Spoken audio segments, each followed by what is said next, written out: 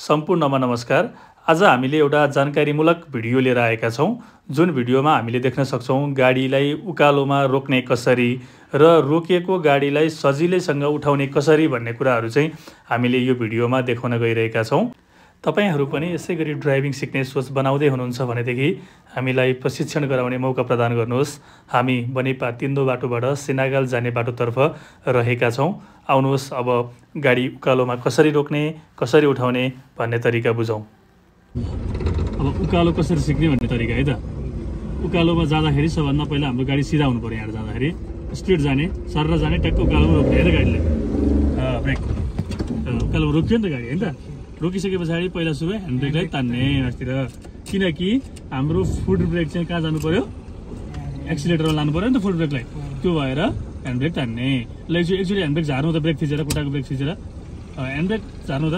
तपाईँले ह्यान्डब्रेक तान्दाखेरि के मिस्टेक गर्नुभयो भनेदेखि ह्यान्डब्रेक तान्दाखेरि जहिले पनि हामीले चाहिँ त्यो बटन थिचेर तान्ने होइन कि, नथिचेर कर्र आवाज निकालेर तान्ने।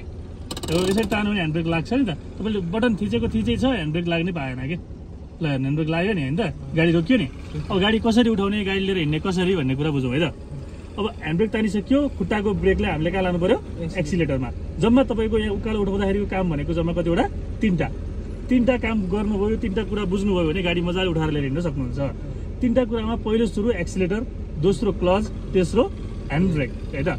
पहिलो सुरु एक्सिलेटर भनेको दाहिनेपट्टि साइडमा रहेको त्यो एक्सिलेटर छ नि, त्यसलाई हल्का थिच्ने, आफ्नो कानमा सुनिने गरी, धेरै टाढाको मान्छेले नसुनिने गरी थोरै मधुर थिच्ने क्या, थोरै थिचिरहने।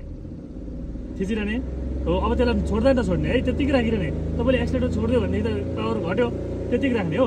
अब क्लच छोड्दै आउने, दोस्रो नम्बरको काम है। एक नम्बरको काम सिद्धियो, क्लच छोड्दै आउने। अब गाडीको साउन्ड चेन्ज भयो। पहिला सुरु अघि आएको वहाँ आवाज चाहिँ के भयो, अर्कै आवाज आयो नि त। अब अलिकति थोरै क्लच छोड्ने, फेरि गाडी हल्लिन्छ हेर्नु है। अझ अलिकति गाडी भाइब्रेसन दियो, हो दुईवटा खुट्टालाई यतिकै राख्ने। अब दुईवटा खुट्टालाई छुँदा पनि नचल्ने है, थिच्दा पनि नथिच्ने, छोड्दा पनि नछोड्ने, दुईवटा खुट्टा यतिकै राख्ने हो। अब ह्यान्डब्रेक फुत झारिदिनुहोस्, मास्तिर तान्ने, बटन थिच्ने, झार्ने।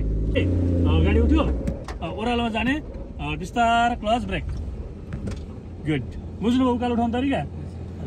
ड्राइभिङ शिक्षा आजको आवश्यकता। सिकौँ, आत्मनिर्भर बनाऊ। ड्राइभिङ सिक्न बिएमके रोजौँ। अब तपाईँहरू पनि ड्राइभिङ सिक्ने सोच बनाउँदै हुनुहुन्छ भने बिएमको ड्राइभिङ स्कुल बनेपालाई सम्झिन सक्नुहुनेछ। हामी तपाईँहरूले बुझ्ने भाषामा, तपाईँहरूले बुझ्ने गरी, तपाईँको हातमा लाइसेन्स आउने गरी प्रशिक्षण गराउने छौँ। धन्यवाद।